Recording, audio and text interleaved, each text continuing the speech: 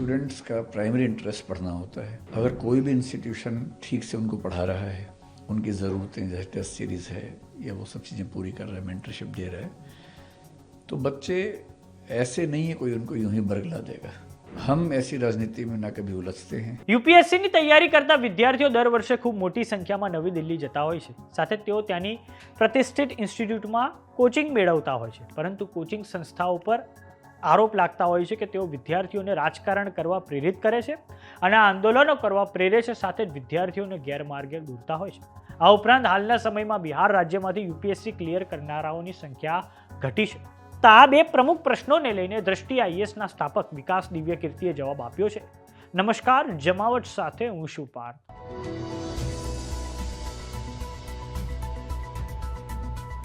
નવી દિલ્હીમાં યુપીએસસીની પ્રિપેરેશન કરતા વિદ્યાર્થીઓએ તાજેતરમાં આંદોલન ઘણા કરેલા છે.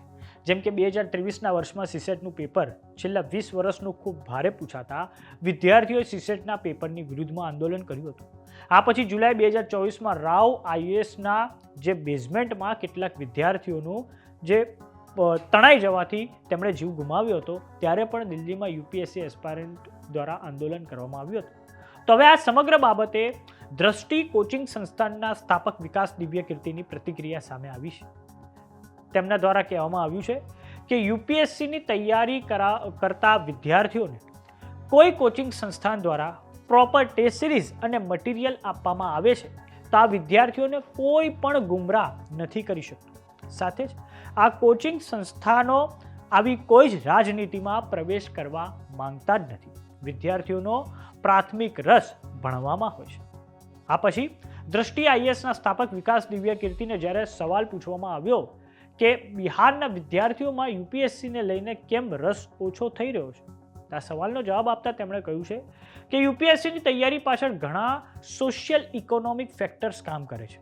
વર્ષ 2000ની આસપાસ તમે જોશો તો મોટા ભાગના આઈએએસ અને આઈપીએસ અધિકારીઓ કેરળ અને તમિલનાડુના હતા, કેમ કે આ રાજ્યોમાં 1960 અને 70ના દાયકામાં સોશિયલ શિફ્ટ થયું હતું અને આ પછી બિહારમાં પણ સોશિયલ મુવમેન્ટ થઈને તે પછી બિહારના લોકો પણ સિવિલ સેવામાં આવવા લાગ્યા અને હવે રાજસ્થાન અને મહારાષ્ટ્રમાં સિવિલ સેવાઓ તરફ ઝુકાવ વધ્યો છે.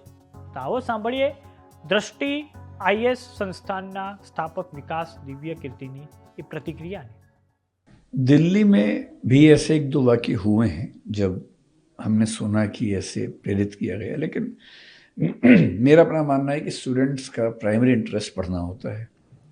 अगर कोई भी इंस्टीट्यूशन ठीक से उनको पढ़ा रहा है, उनकी ज़रूरतें जैसे टेस्ट सीरीज़ है या वो सब चीज़ें पूरी कर रहा है, मेंटरशिप दे रहा है, तो बच्चे ऐसे नहीं है कोई उनको यूं ही बरगला देगा.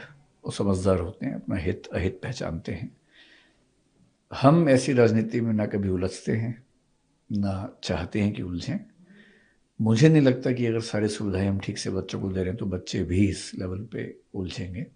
तो हम तो 7 शहरों में पहले हैं, मुखर्जी नगर जोड़ लें तो 8 मान लीजिए.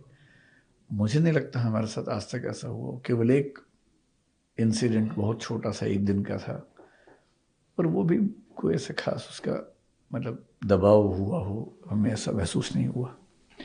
सर, आपने कहा कि बिहार के बच्चों का जो है, मतलब मैंने जब कहा कि आप यूपीएससी में सबसे अधिक बिहार के बच्चे पार्टिसिपेट करते हैं, हम लोग बचपन से सुनते आ रहे हैं कि बिहार के जो लोग हैं सबसे अधिक आईएएस आईपीएस बनते हैं. तो ये इंटरेस्ट अगर कम हुआ है या लोग आज की तारीख में अगर नहीं जा रहे हैं यूपीएससी की तैयारी करने, उसकी मेन वजह क्या लग रहा है? मैं ये नहीं कहूँगा कि इंटरेस्ट कम हो गए, जैसे सोशल इकोनॉमिक फैक्टर्स काम करते हैं. अगर आप देखेंगे तो लगभग 2000 के आसपास जितने आईएएस आईपीएस रिटायर हो रहे थे वो अधिकांश केरल तमिलनाडु के लोग हुआ करते थे. उसकी वजह ये थी कि 1960s-70s में वहाँ पर एक सोशल शिफ्ट हुआ था बहुत बड़ा, और वहाँ के जो अपर क्लासेस थे उनको सेंट्रल जॉब्स बेहतर लगी क्योंकि वहाँ पर बहुत सोशल टर्बुलेंस था. फिर बिहार में जब ये सोशल मूवमेंट्स हुए तो यहाँ पर भी ये वाली मोबिलिटी की चाह बहुत हुई और लोगों ने सिविल सेवा में आना शुरू किया. मैं ये कह रहा हूँ कि पिछले कुछ समय से राजस्थान में विशेष रूप से हम देख रहे हैं, महाराष्ट्र में, हरियाणा में, इन सब राज्यों में सिविल सेवाओं का रुझान काफ़ी बढ़ गया है. अब क्योंकि कई राज्यों में रुझान बढ़ गया है तो अब बिहार की डोमिनेंस जो पहले थी वैसी नंबर्स में नज़र नहीं आती है. हो सकता है कि बिहार के बच्चे उतना ही इंटरेस्ट आज भी लेते हों, लेकिन पहले बाकी राज्यों में कम इंटरेस्ट था, इसलिए एक तरफा तरीके से नंबर दिखता था.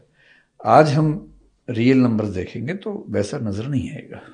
सर आपने यहाँ पे कितने स्टूडेंट का प्लान किया है कि मतलब ये ऑक्यूपाई कर सकते हैं, ये बैठ सकते हैं, यहाँ से टीचिंग कर सकते हैं? हमारे पास अभी, क्योंकि 4 फ्लोर इस बिल्डिंग में है, 1 फ्लोर और मिलने वाला है, सारे क्लासरूम मिला के मेरे ख्याल से हम 1,500 बच्चों की व्यवस्था कर पाएंगे एक समय में।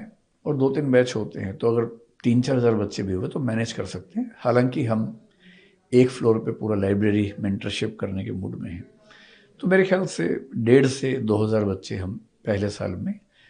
इसका मतलब ये नहीं कि इतने बच्चे, कई बार क्या होता है एक बच्चे ने 2 कोर्स में एडमिशन लिया, 3 में लिया, तो वो 3 हो जाएंगे उस तरह से कि सीसेट का एक बैच चल रहा है, एक एसए का बैच चल रहा है, एक जीएस का चल रहा है।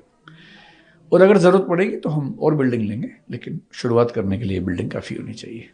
સમાચારોમાં અત્યારે બસ આટલું. જોતા રહો જમાવટ. જો તમામને યુટ્યુબ પર જોઈ રહ્યા તો સબસ્ક્રાઇબ કરો. જો તમામને ઇન્સ્ટાગ્રામ અને ફેસબુક પર જોઈ રહ્યા તો ફોલો કરો. સાથે જ અમારી વોટ્સઅપ ચેનલ આવી ગઈ છે, જોઈન કરવા ના ભૂલતા. નમસ્કાર.